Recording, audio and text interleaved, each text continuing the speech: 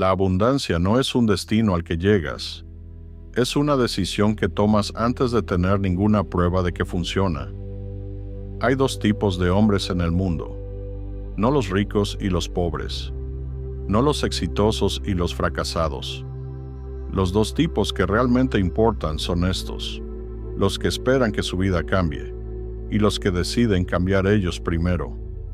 El primer tipo espera el momento correcto, la oportunidad correcta, que alguien le dé permiso, que las condiciones mejoren. Y mientras espera, la vida pasa. Los años se acumulan y un día se da cuenta de que lo que llamaba prepararse, en realidad se llamaba miedo. El segundo tipo no tiene más recursos que el primero. No tiene más talento, más suerte ni mejores circunstancias de partida. Lo que tiene es diferente. Una manera de pensar que no necesita que la realidad cambie primero para empezar a moverse. Actúa desde la abundancia antes de tenerla. Decide desde la fortaleza antes de sentirla. Y precisamente por eso, con el tiempo, la construye. Eso es lo que vamos a desglosar hoy. 7 principios que no son motivación de 5 minutos. Son una forma de operar. Una arquitectura mental que, cuando la instalas y la practicas con honestidad, cambia la manera en que piensas, en que actúas, en que lideras tu vida y en que te relacionas con todo lo que te rodea. No necesitas tenerlo todo resuelto para empezar. Solo necesitas decidir que el hombre que... Primer principio.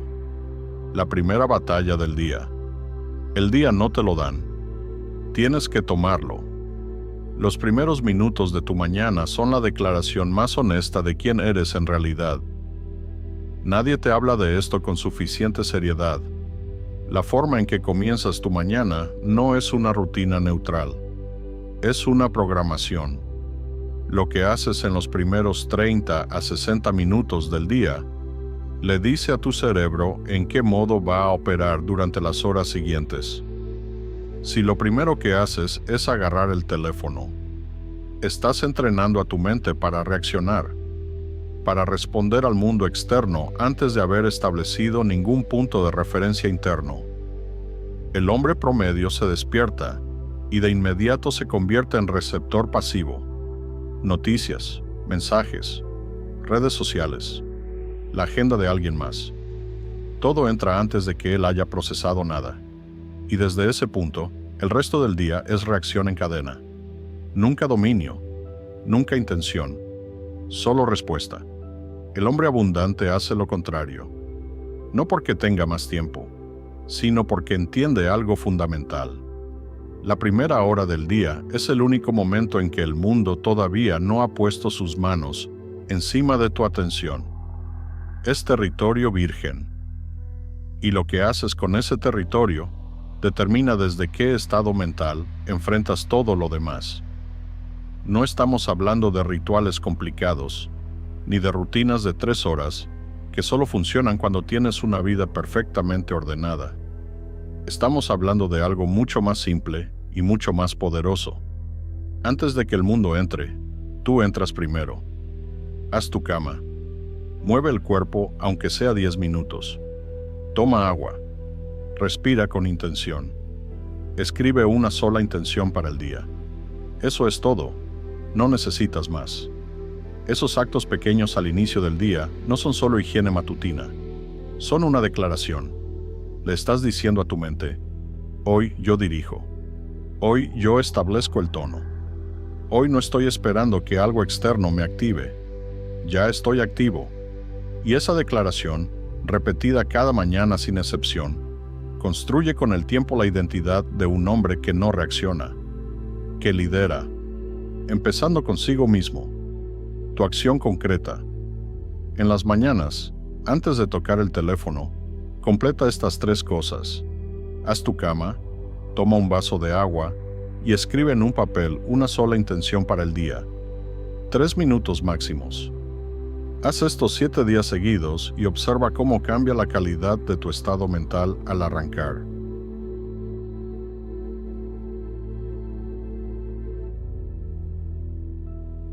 Segundo principio, el lenguaje que te encadena. La excusa es la herramienta del hombre que le tiene miedo a sí mismo. No existe la excusa válida, solo existe la excusa cómoda. Y hay una diferencia enorme entre las dos. La excusa tiene una arquitectura muy particular. No llega como mentira, llega disfrazada de razón.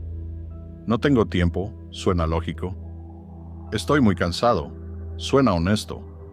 Las condiciones no son las correctas, suena prudente. Y ahí está el peligro. Porque cuando la excusa suena razonable, la aceptamos sin cuestionarla.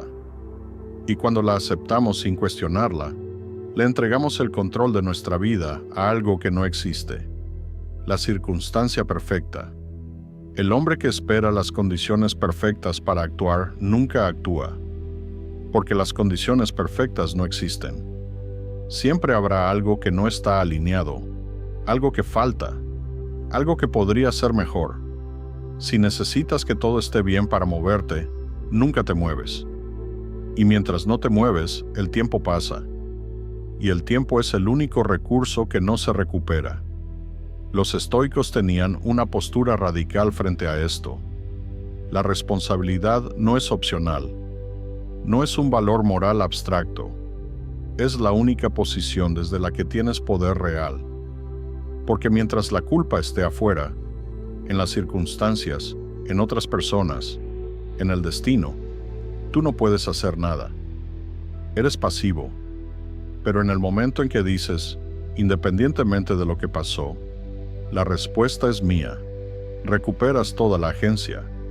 Y con esa agencia, todo se vuelve posible. Esto no significa que todo lo que te pasó fue tu culpa. Significa que lo que haces con lo que te pasó es tu responsabilidad. Esa distinción lo cambia todo. No eres víctima de tu historia. Eres el autor de tu respuesta a ella. Y esa es la diferencia entre el hombre que se estanca y el hombre que crece, independientemente de las circunstancias de partida. Tu acción concreta. Esta semana, cada vez que notes una excusa formándose en tu mente, cámbiala por esta pregunta. ¿Qué puedo hacer yo con esto, ahora mismo, con lo que tengo? No para castigarte, para recuperar el control. Esa pregunta convierte la queja en movimiento, un relato realmente sustancioso que nos ayuda a tener un ejemplo de cómo ser abundante es la de Cleantes, el hombre que compró sabiduría con trabajo nocturno. Sus compañeros lo llamaban el burro. La historia lo recuerda como uno de los grandes. La diferencia fue lo que hacía cuando nadie lo veía. Cleantes de Asos llegó a Atenas alrededor del año 300 a.C. con 4 dracmas en el bolsillo y sin nada más que una decisión. Venía de pelear como boxeador. No tenía formación filosófica, no tenía conexiones y no tenía el tipo de genética que en Atenas era el pasaporte para ser tomado en serio en los círculos intelectuales. Lo que sí tenía era algo que la mayoría subestima hasta que lo pierde: claridad sobre lo que quería construir y disposición de pagar el precio sin importar cómo se viera desde afuera. Quería estudiar filosofía estoica bajo Zenón de Sitio. Pero el estudio no se paga solo, y Cleantes no tenía dinero. Entonces hizo lo único que podía hacer: trabajar de noche para poder estudiar de día. Cada noche, mientras Atenas dormía, cargaba agua para los jardines de la ciudad. Trabajo físico, invisible, sin audiencia. Y cada mañana, mientras la ciudad despertaba, Cleantes abría sus notas y estudiaba con la concentración de alguien que sabe que cada hora le costó sudor real. Sus compañeros de estudio lo llamaban el burro, no con respeto, con desprecio. Se mofaban de su lentitud para captar ciertas ideas, de la contradicción visible entre ese hombre tosco que olía a trabajo físico y las ideas refinadas que pretendía estudiar.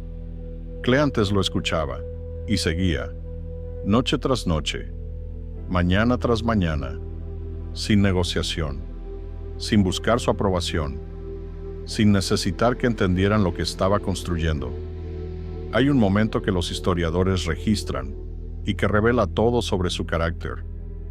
Cuando los magistrados atenienses, curiosos por saber de qué vivía este hombre, que estudiaba todo el día sin aparente fuente de ingresos, lo investigaron y descubrieron que cargaba agua de noche, lo absolvieron de cualquier sospecha, no porque fuera raro trabajar, sino porque la combinación de ese nivel de sacrificio con ese nivel de dedicación intelectual era algo que simplemente no encajaba en ninguna categoría conocida de holgazanería.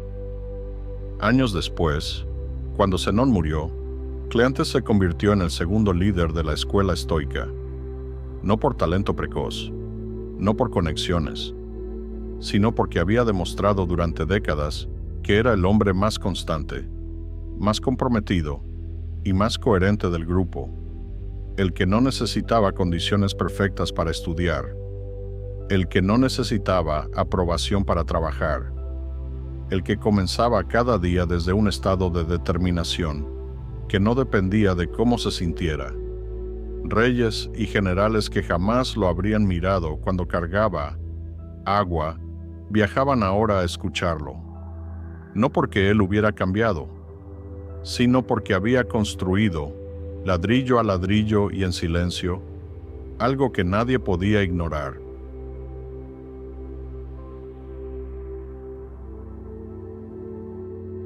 Tercer principio: la confianza que nadie te puede dar. No esperes sentirte capaz. Actúa y la capacidad llega después. La autoconfianza no es un punto de partida. Es el resultado de haberte demostrado a ti mismo que puedes. Hay una mentira que la cultura moderna repite tan seguido que ya nadie la cuestiona. Que primero tienes que sentirte listo para actuar. Que la confianza es un requisito previo. Que debes creer en ti antes de intentarlo. Y esa mentira, bien intencionada como suena, paraliza a miles de personas que esperan un sentimiento que solo llega después de la acción, no antes. La neurociencia lo confirma y los estoicos lo vivieron. La confianza es una consecuencia, no una precondición.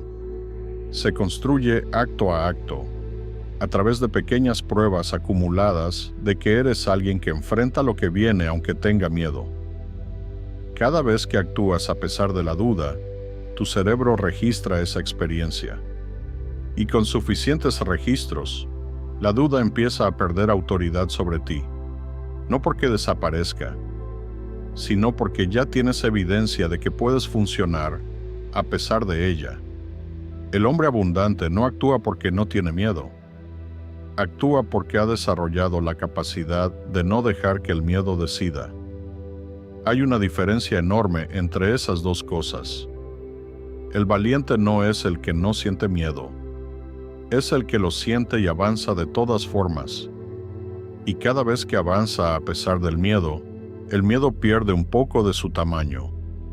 Piensa en las cosas más difíciles que has enfrentado hasta ahora en tu vida. Las situaciones en que pensaste que no ibas a poder. Las conversaciones que temías. Las decisiones que te costaron. Los momentos en que no sabías cómo ibas a salir. Y sin embargo, saliste. Estás aquí. Eso no es suerte. Eso es evidencia de que tienes más capacidad de la que tu mente asustada está dispuesta a reconocerte. El trabajo no es convencerte de algo falso. Es dejar de ignorar lo que ya está probado. Tu acción concreta. Escribe 3 situaciones difíciles que ya superaste. No las minimices. Léelas con la misma honestidad con que leerías un logro de alguien más. Esa lista es tu archivo de capacidad. Consúltala cuando la duda llegue, no para presumirte, para recordarte lo que ya sabes que puedes.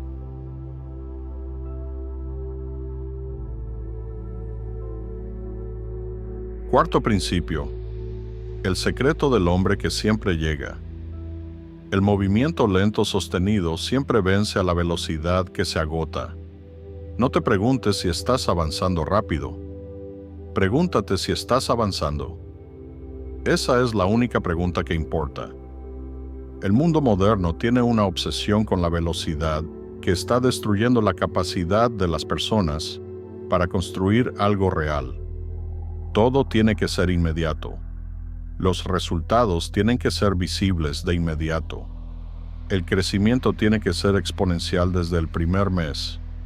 Y cuando eso no pasa, cuando el proceso es lento, irregular y poco glamoroso como siempre es en la realidad, la conclusión que se saca es que no está funcionando. Y se abandona. Pero aquí está la verdad que los hombres que realmente construyen cosas entienden. El proceso siempre se ve así, lento, invisible, sin la línea ascendente perfecta que muestran los gráficos de motivación. El bambú chino crece bajo tierra durante 4 años antes de brotar. Y cuando brota, crece casi 1 metro por día. Si alguien lo mira durante esos 4 años sin saber lo que está pasando bajo la superficie, concluiría que no está creciendo. Estaría equivocado. Los estoicos tenían una palabra para esto: hipomone, perseverancia activa, no la resignación pasiva de quien aguanta porque no tiene otra opción. La determinación deliberada de quien elige seguir porque entiende que el proceso tiene un valor en sí mismo, independientemente de cuándo llegue el resultado visible. El hombre abundante no mide su progreso contra el resultado final. Lo mide contra ayer. ¿Hoy fui más consistente que ayer? ¿Tomé una mejor decisión que la semana pasada? ¿Sostuve mi compromiso aunque fuera difícil? Si la respuesta es sí, el día fue un éxito, aunque desde afuera no se vea nada todavía. Porque lo que se está construyendo no es visible todavía, pero está ahí. Y llegará cuando haya suficiente raíz para sostenerse. Tu acción concreta.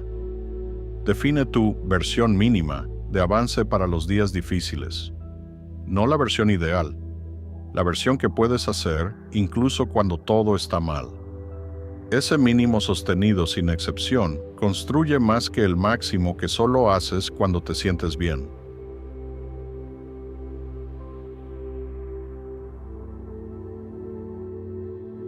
Quinto principio. El 1% que nadie ve, pero que todo lo construye. No necesitas ser extraordinario todos los días. Solo necesitas ser un poco mejor que ayer. La grandeza no es un momento. Es la acumulación de decisiones ordinarias tomadas con un estándar extraordinario. Existe un concepto matemático que cuando lo entiendes de verdad, cambia la forma en que ves el progreso para siempre. Si mejoras un 1% cada día durante un año, al final de ese año no eres un 1% mejor. Eres 37 veces mejor. Porque el crecimiento se compone. Cada pequeña mejora se suma sobre la anterior. Y lo que parece insignificante en el día a día, produce resultados que, vistos desde afuera, parecen transformaciones extraordinarias. Pero la trampa está en que ese proceso es invisible mientras ocurre. Los resultados compuestos no se ven en el día 1, ni en el día 10, ni siquiera en el día 30. Lo que ves en esos primeros días es solo el trabajo, sin el resultado todavía. Y ahí es donde la mayoría abandona. Porque el trabajo sin resultado visible se siente como pérdida de tiempo, cuando en realidad es la inversión más rentable que existe. El hombre abundante no persigue transformaciones dramáticas, persigue algo mucho más sostenible y mucho más poderoso: el compromiso diario con ser un poco mejor que ayer, en su trabajo, en sus relaciones, en su salud, en su carácter. No perfecto, solo mejor. Esa diferencia, acumulada durante meses y años, produce una versión de sí mismo que ya no se parece al punto de partida. Y hay algo más que muy pocos consideran. El proceso de mejorar cada día, independientemente del resultado, Construye un tipo de autorrespeto que no depende de los resultados externos. Porque sabes que eres alguien que trabaja en sí mismo constantemente, que no se queda quieto, que toma en serio el proceso de convertirse en quien quiere ser. Y ese autorrespeto es la base de toda abundancia real. Tu acción concreta. Elige un área de tu vida donde llevas tiempo estancado. Define una mejora de un 1% que puedas hacer esta semana. No la más grande, la más sostenible. Esa es la que cambia todo a largo plazo. Otra asombrosa anécdota que nos ayuda a comprender mejor estos principios y su aplicación es la de Catón el joven, el hombre que vivió diferente cuando era más fácil no hacerlo. En la Roma más corrupta de la historia, eligió un estándar superior, no para que lo admiraran, porque era quien era. Marco Porcio Catón el joven vivió en el periodo más turbulento y moralmente degradado de la República Romana tardía. El siglo I a.C. era una época en que la corrupción no era la excepción al sistema, era el sistema. Los senadores compraban y vendían votos, con la misma naturalidad con que hoy se compra y vende cualquier materia prima. Los generales usaban sus campañas militares para enriquecerse. Los políticos cambiaban de bando según quién pagara más. En ese contexto, Catón eligió algo radicalmente diferente. Y lo que hace su historia extraordinaria no es que haya hecho un discurso épico en el Senado sobre la virtud, es que lo vivió en los detalles cotidianos más pequeños y más invisibles, exactamente donde es más fácil no hacerlo. Caminaba descalzo bajo la lluvia en invierno, no como gesto de performance, como entrenamiento deliberado del cuerpo y de la mente para tolerar lo que el mundo considera intolerable. Vestía la ropa más austera que un senador romano podía usar. Comía con moderación cuando el banquete a su alrededor era de exceso absoluto. Rechazaba regalos y sobornos en una cultura donde aceptarlos era tan normalizado que ni siquiera se llamaban sobornos. Sus enemigos lo intentaron de todas las maneras. Cuando el dinero no funcionó, intentaron con el poder. Cuando el poder no funcionó, con la humillación pública. Julio César, el político más hábil de su época, intentó corromperlo en múltiples ocasiones.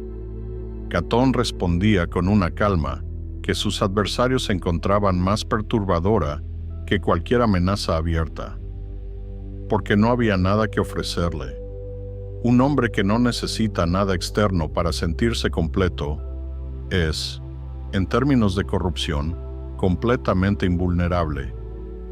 Cuando administró las finanzas públicas de Roma, sus cuentas eran tan rigurosas y tan transparentes que sus contemporáneos las describían como algo casi imposible de creer.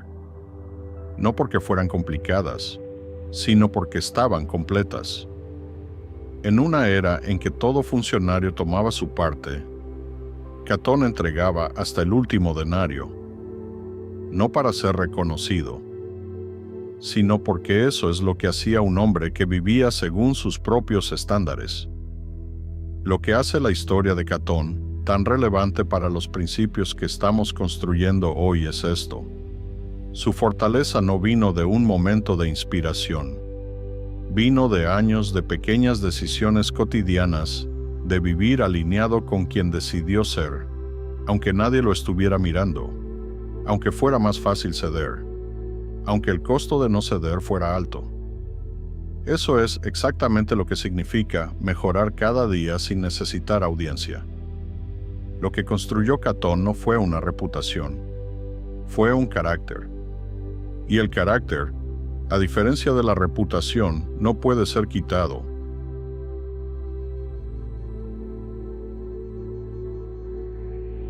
Sexto principio. La trampa más elegante que existe. Vivir para la aprobación ajena es entregarle a otro el control de tu vida. Cada decisión que tomas por miedo al qué dirán es una decisión que no fue tuya.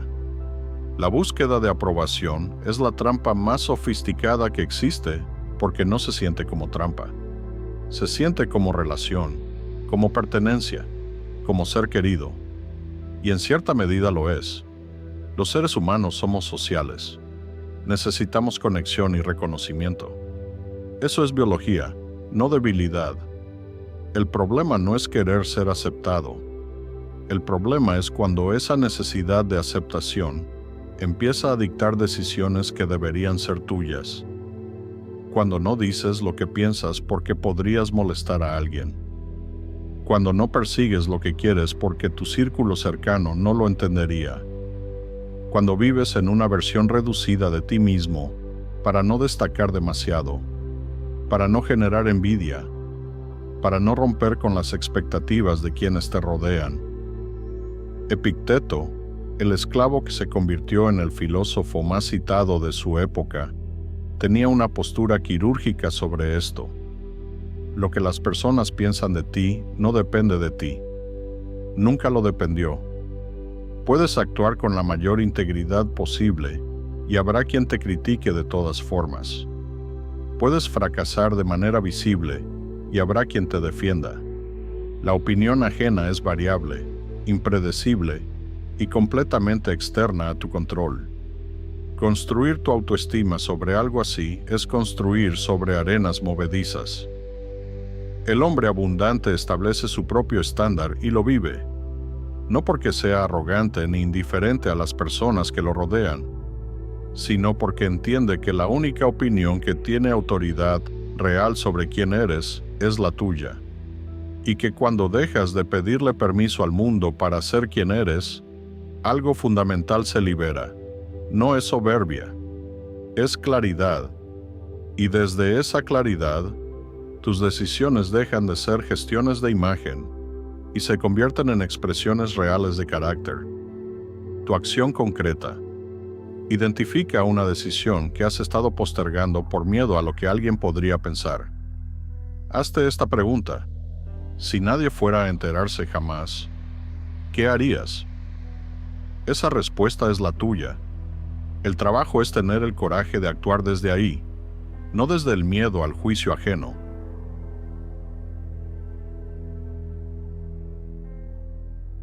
Séptimo principio. El liderazgo que nadie te enseña. Antes de liderar a alguien más, tienes que poder liderarte a ti mismo. La coherencia entre lo que piensas, dices y haces es la forma más rara y más poderosa de influencia que existe. Hay una industria entera construida alrededor del liderazgo. Libros, cursos, conferencias, entorno de trabajo, y la mayoría comparte el mismo defecto fundamental. Enseña a liderar personas antes de enseñar a liderarse a uno mismo. Como si el liderazgo externo fuera independiente del interno. No lo es. Nunca lo ha sido. El tipo de liderazgo más poderoso que existe no es el que se ejerce desde un cargo ni desde una plataforma. Es el que se ejerce desde el ejemplo cotidiano, desde la coherencia entre lo que dices que valoras y lo que haces cuando nadie te está mirando, desde la capacidad de mantenerte alineado con tus principios cuando la presión llega y sería más fácil ceder. Marco Aurelio lo entendía mejor que nadie. Era el hombre más poderoso del mundo conocido. Podía haber hecho cualquier cosa, y elegía escribirse a sí mismo cada noche, recordándose quién quería ser, dónde había fallado en ese estándar y qué iba a hacer diferente mañana. No para publicarlo, para no perder el hilo de quién estaba intentando ser en medio de todo el poder y el ruido. Eso es liderazgo con el ejemplo en su forma más pura, no el discurso, no la declaración de valores enmarcada en la pared, la práctica silenciosa y constante de vivir, alineado con lo que predicas, especialmente cuando nadie te está evaluando. Porque las personas no siguen lo que dices, siguen lo que notan que haces cuando crees que nadie está mirando. Y siempre hay alguien mirando. Siempre. El hombre abundante es un líder de sí mismo primero. Domina su mañana. Elimina sus excusas. Actúa a pesar del miedo. Avanza, aunque sea despacio. Mejora, aunque no se vea. Vive sin necesitar aprobación. Y desde esa coherencia interna, su influencia sobre todo lo que lo rodea, sus relaciones, su trabajo, su familia, se vuelve natural, no impuesta, real, tu acción concreta. Esta semana, al final de cada día, hazte una sola pregunta. ¿Fui coherente hoy entre lo que digo que soy y lo que hice? Sin excusas, sin minimizar, solo observación honesta. Esa pregunta, repetida cada noche, es el ejercicio de liderazgo más poderoso que puedes practicar. El hombre abundante no espera a que la vida le dé las condiciones. Construye las condiciones desde adentro y empieza hoy con lo que tiene, desde donde está. Cleantes cargó agua toda la noche durante años, porque entendió algo que la mayoría nunca aprende. Las condiciones perfectas no llegan primero. El carácter llega primero. Y el carácter construye las condiciones.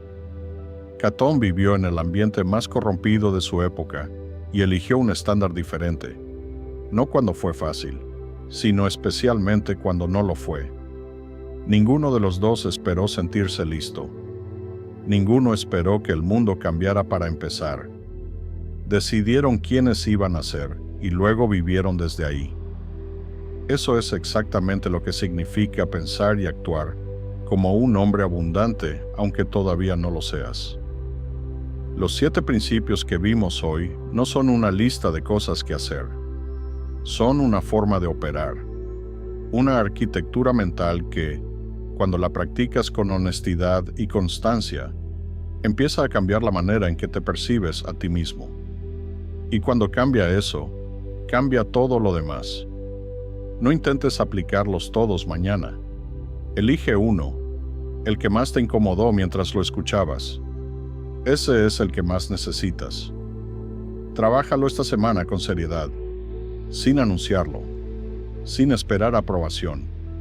Solo tú y tu compromiso. Comenta abajo cuál de estos 7 principios vas a empezar a vivir hoy. No para impresionar a nadie, para comprometerte contigo mismo de manera pública. Eso tiene un poder real. Si este video te motivó por dentro, compártelo con alguien que lo necesite. Hay hombres en tu vida atrapados en el mismo ciclo, y a veces lo único que necesitan es que alguien les muestre que hay otra forma de vivir. Suscríbete a Rompe y Crece. Nos vemos en el próximo.